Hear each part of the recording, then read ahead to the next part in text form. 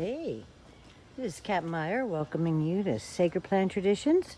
This is plant walk number 3.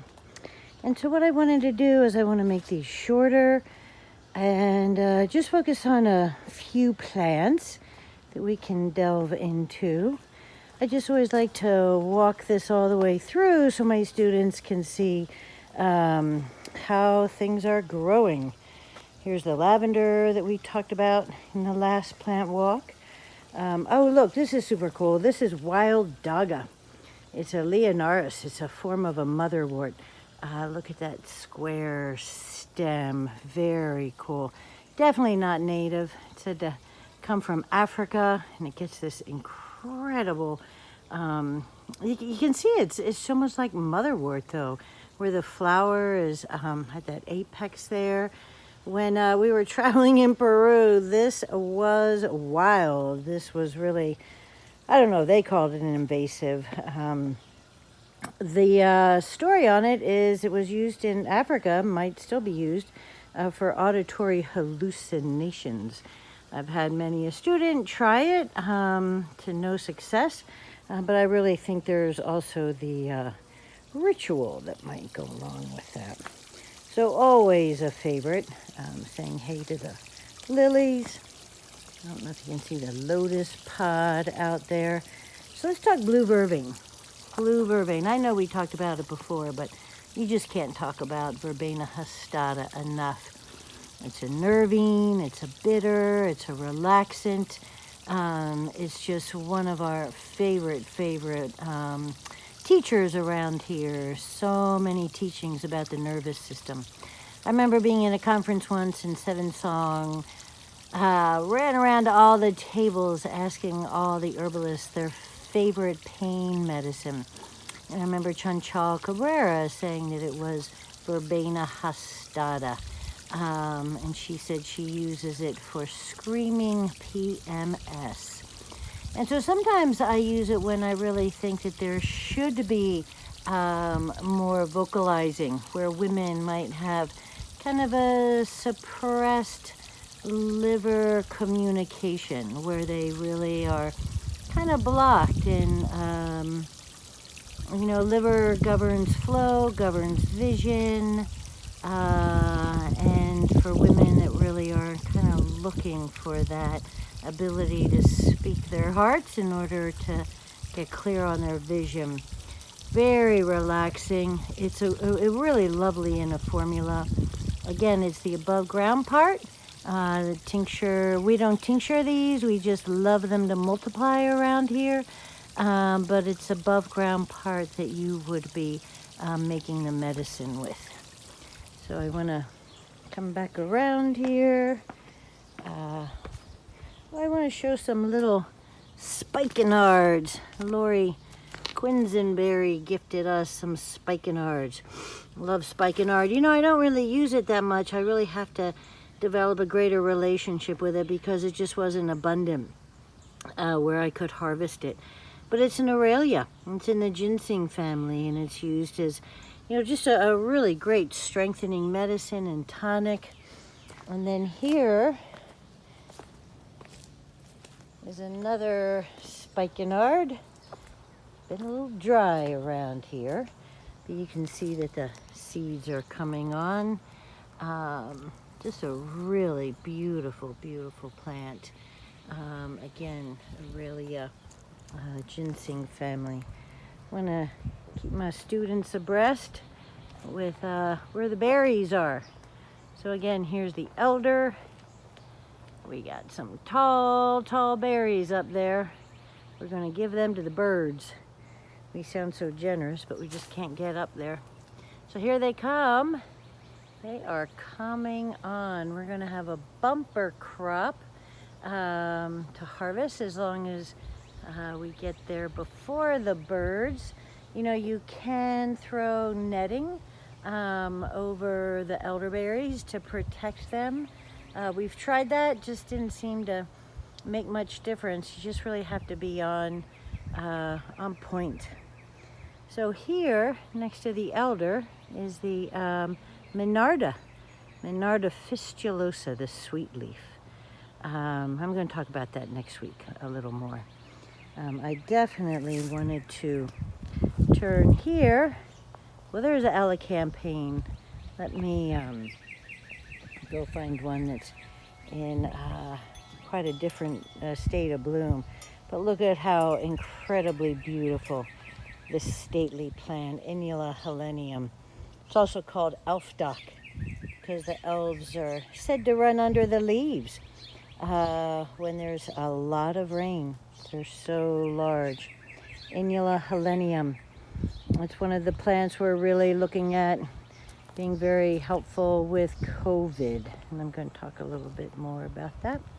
Again, this is our sacred circle. We invite whatever medicine wants to teach us for the year. And we can see that the sweetgrass kind of taking over. So I want to go up here to the elecampane. And has a beautiful flower. Absolutely gorgeous, magnificent. You can see where helenium, I said Helen of Troy, took this plant because she was in deep, deep grief. We know lungs process grief in Chinese medicine. And it was said that Helen of Troy grabbed the plant as she was being abducted. I have heard some feminist versions of the mythology say that she planned the whole thing to get out of a bad marriage. So the storyteller really can put their spin on it. But who knows? We know that this is a very warming, pungent almost, very moving expectorant. It's almost a tonic. But you wouldn't want to use it long term. We have gathered the flowers. We're still kind of in the hunt for specifics. I know it's in Bensky and Gamble, the Chinese Materia Medica, but looking at these beautiful flowers. So it is the root that is used, and it really is pretty prolific through the garden. And I was reading a post of Seven Songs, and he was asking, has anybody seen it take over in their fields, apparently in around Ithaca, upstate New York. He is seeing a lot of this magnificent lung herb, Inula helenium, elecampane. Great expectorant.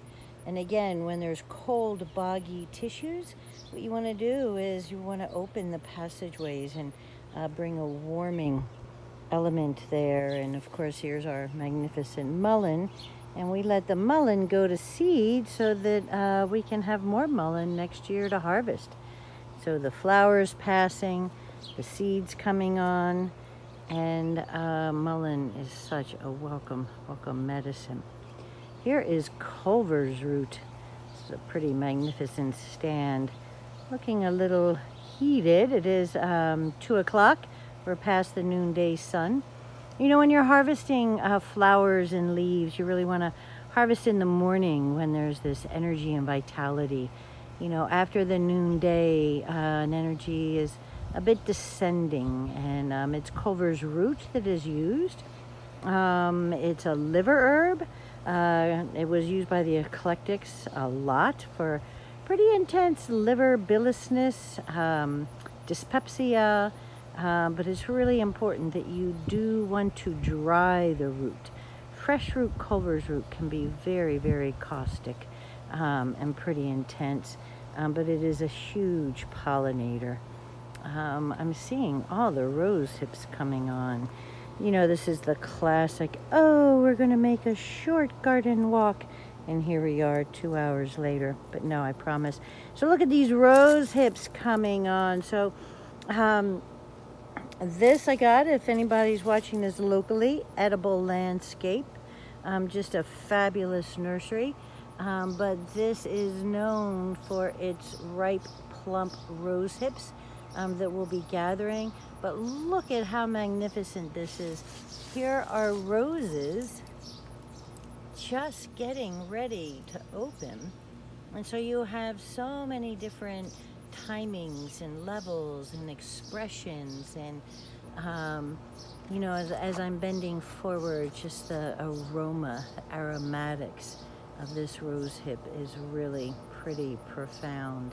Rosehip, it's a lot of work. There's a lot of seeds, and so really honor your growers and your suppliers that, when you get this medicine, it might seem like it's abundant now, and we hope those days will last, but it's looking like it might not unless we really get to our radical gardening and preservation, and also realizing how much do we really need of these plants.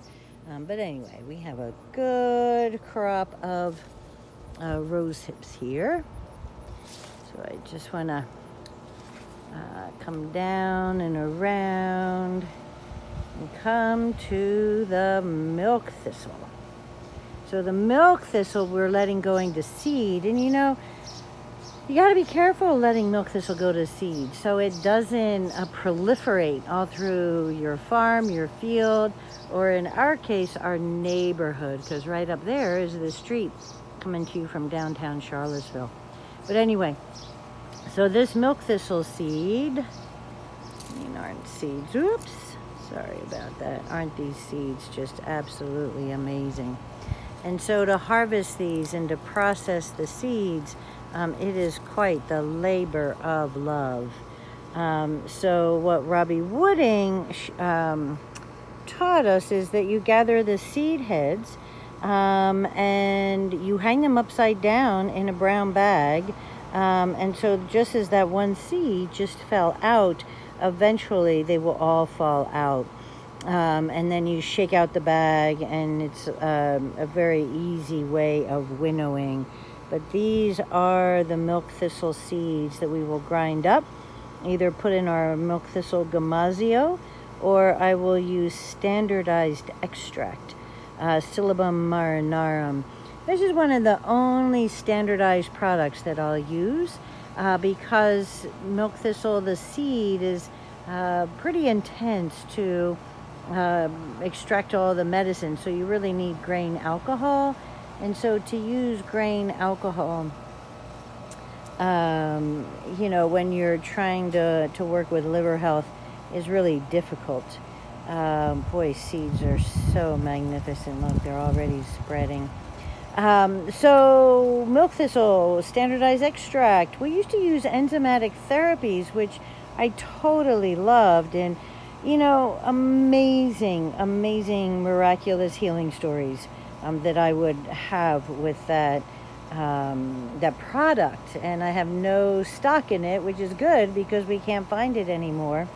And so now Nature's Way makes a similar product, but really read the labels. When you're out there and you're looking for standardized, read the label and make sure you're seeing what percentage it's standardized to.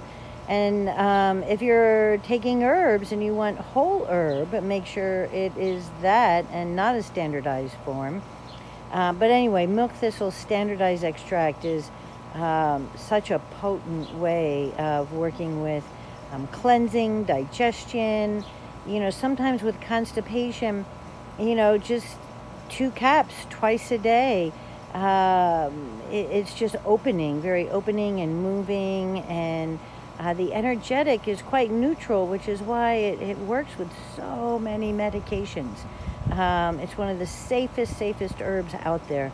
And obviously, whenever you're working with medications, you start very, very low and slow and go gradually. But milk thistle is almost food grade. So we love our milk thistle. And then I think the last one I'll talk about today, in our little menagerie of plants by the heat pump, singing the heat pump song, is passionflower. Passiflora incarnata.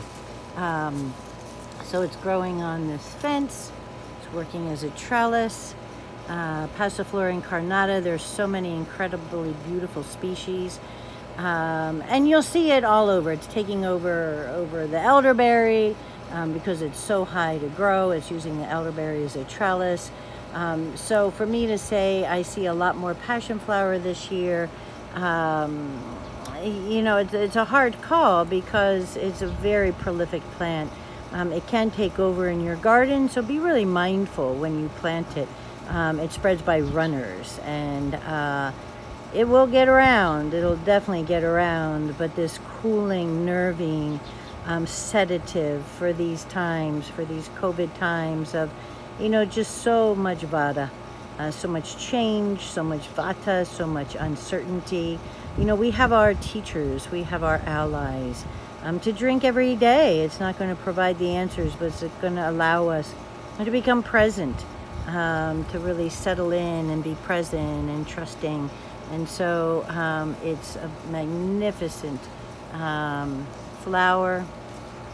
It's native, it's erotic, exotic. Just what else can you say other than it's our school flower, because it is exotic and it is native, and it's just really so amazing. Oh, look at these beautiful mulleins here. Yeah, gorgeous leaf. All right, so it is July the 10th, and it's been pretty dry. We don't water a lot around here. We're really trying to plant the plants that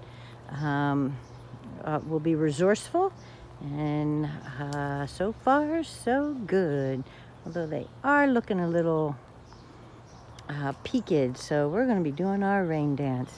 All right, y'all, take good care, and I'll see you on the next walk. Ciao.